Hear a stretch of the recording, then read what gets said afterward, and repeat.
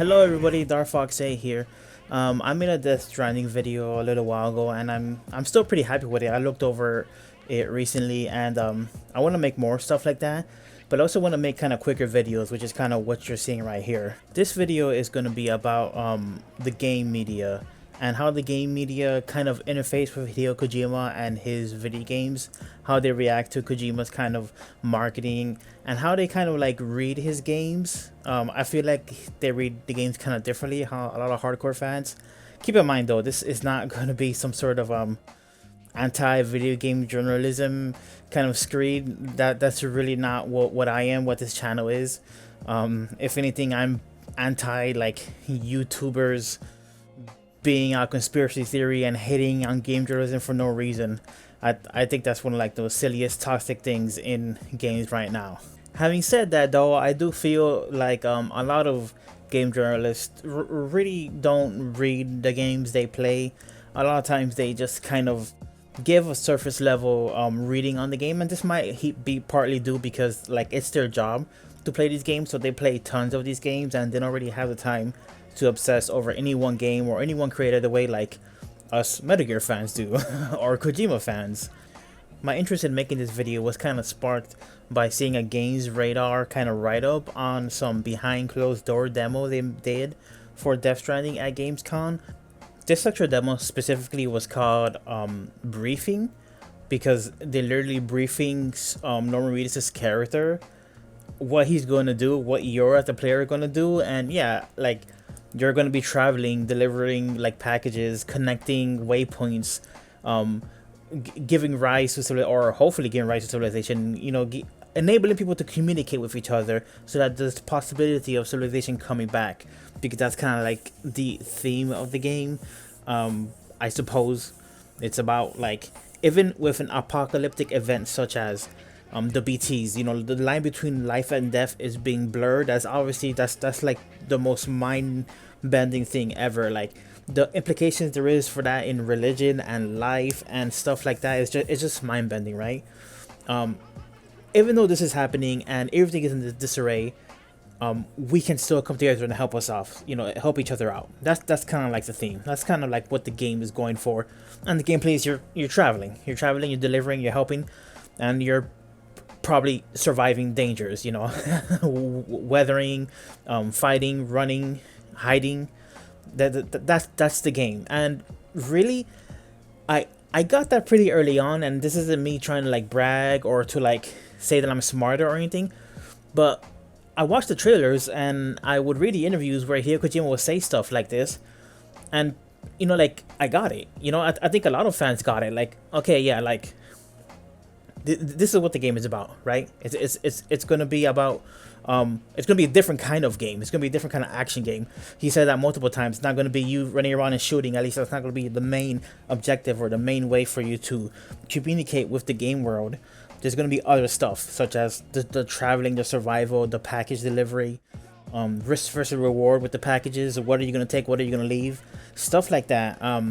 So it's really weird for me to see an article come out from like, you know, professional game journalists to be like, oh, we finally figured it out, we cut through the bullshit, it's about walking. It seems kind of dismissive. I'm like, the best thing I can say is that it seems kind of dismissive. The worst thing I can say is that it seems very tiny minded. You know what I'm saying? It's like, really, like that's your take on the situation? Just the wording of like, we cut through the bullshit. Like, what exactly is the bullshit in this situation? And okay, like I'll be honest. I understand what they're saying. I shouldn't pretend like I don't know what you're saying. I do know what you're saying. Hideo Kojima plays a lot with your expectation, and he deliberately is like fooling you in a lot of cases. But like, I feel like that's like comparing apples and oranges, though. Like honestly, like him showing these trailers and him having these kind of like mystique-filled, mysterious trailers, it isn't like the same exact thing of him saying, "Oh, Snake is gonna be the main character's game," and then, "Hey, guess what? Ryan is the main character. Fuck you." Like, just because a trailer is mysterious and just because they don't like spill out the beans doesn't mean that it's Kojima being the fuckery of Kojima. What a mind trip. He's just selling a game in an intelligent way. You know, like nobody sells any product like reading the fine print. If they're obligated by like the FCC or whatever, they read the fine print at the very end of the ad. But like, they sell the product with like, the promise of something. And in the case of Death Stranding, the promise is a lot of like the Kojima brand, and also just like the production values, but also just what's being sold is like the art design, the music, kind of like the atmosphere, the tone, like all these incredibly difficult and unique things to Death Stranding, like difficult to achieve. And I say that because like Death Stranding so far like looks and acts like almost like no other game I can think of, almost like no other movies or anything I can think of. And to call that bullshit, I just think it's like it's very silly, right? I think that's a very reductive way to look at what games are, right? A lot of us, you feel that video games are art, or they can be art. You know, they're an expression. They can be like a team effort, or they can be like a very solitary, like if it's an indie game, it could be like just one or two people doing it. But it's still like artistic expression.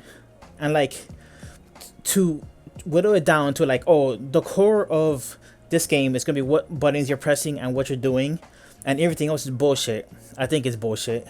Yeah, I think it's a very wrong-headed way to look at any video game, especially one like Death Stranding that is like really unique top to bottom. And this kind of stuff happens a lot with Hideo Kojima. There's a lot of myths created by created about Hideo Kojima, usually circulating around like games media, like game journalists, old school game journalists. They say things like the gameplay is bad in Metal Gear, but you suffer through it so you can see like the cutscenes.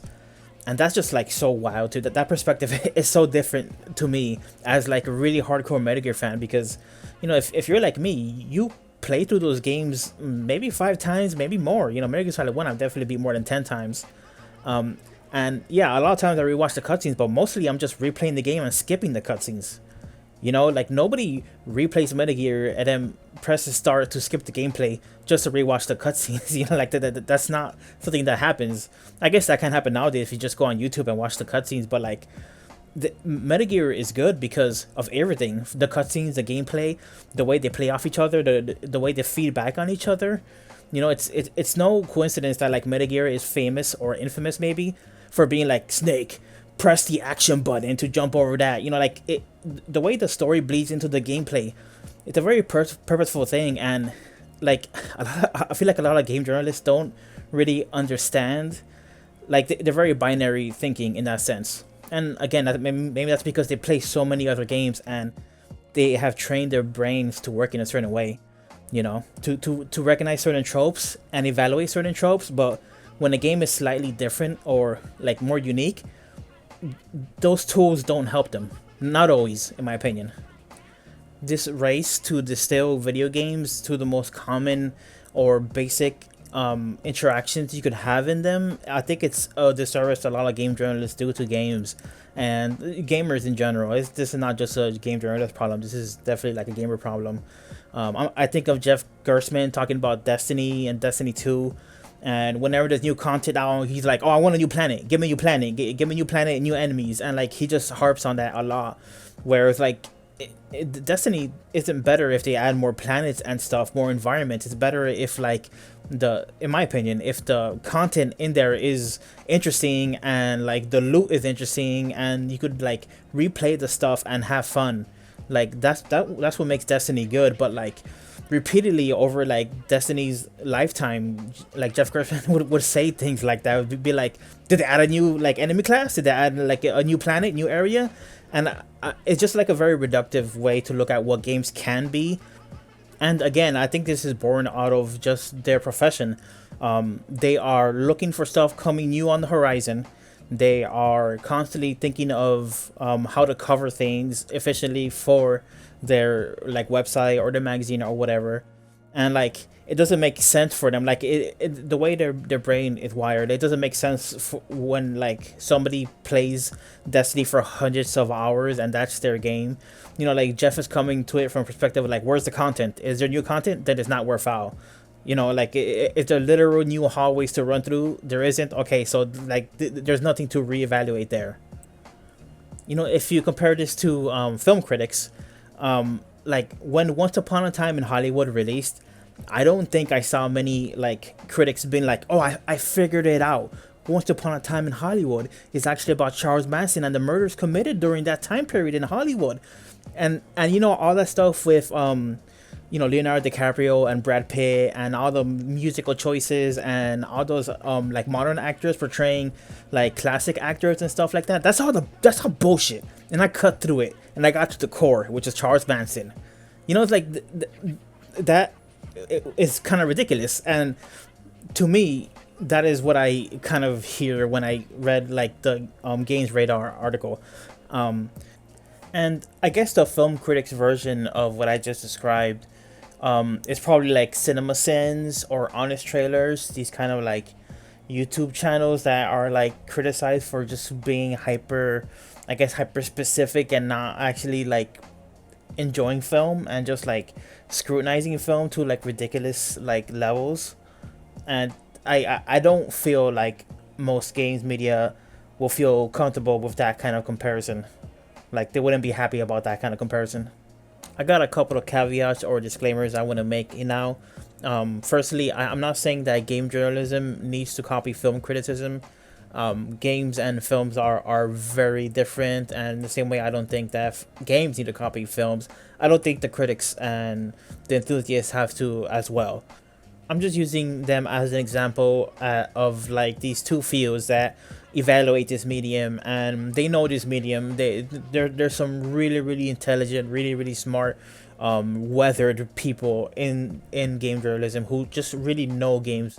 They know decades of games. They know dozens of types of games. They're very smart. It's just that when it comes to evaluating something new, it seems that their tools fail them sometimes, you know, like or the empathy fails them, or maybe like the workflow fails them. They get something new, something different, and they shove it in a slot it's not supposed to fit in, and they fault like the game for it. Especially with the talk of non-violent games and stuff like that, it seems for years now, maybe more than a decade, people have done some navel gazing. Game critics have done some navel gazing about like when are games gonna kind of evolve and be a little bit different.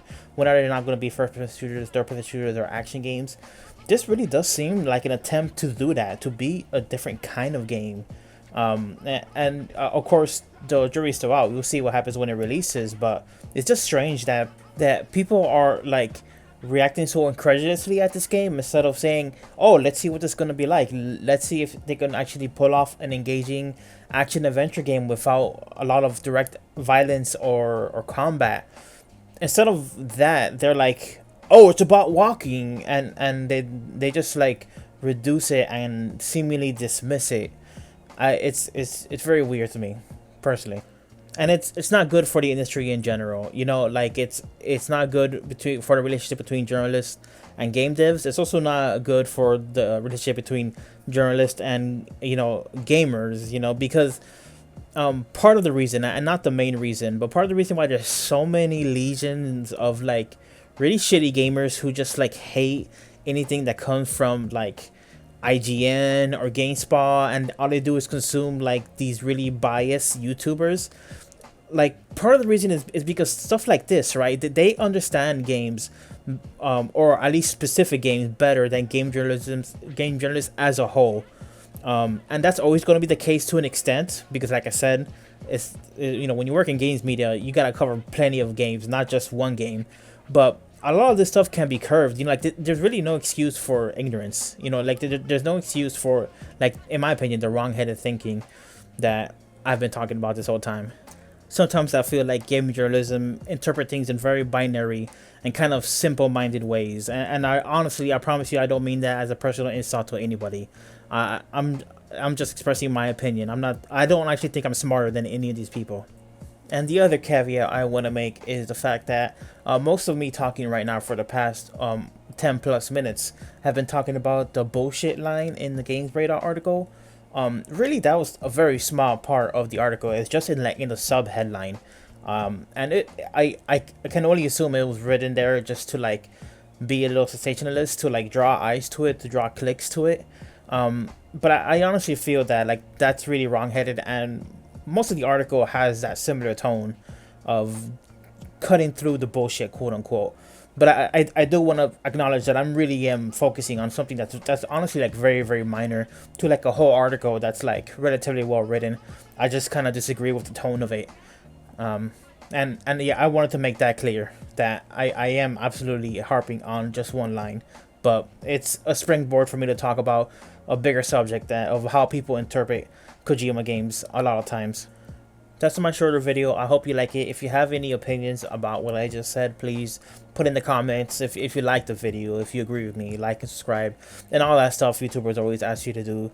And also just like engage with me, because I want to do more of this kind of stuff. I want to just do these quick videos where I'm just expressing my opinion and maybe even starting some conversation. But that's it for now, and thank you for watching.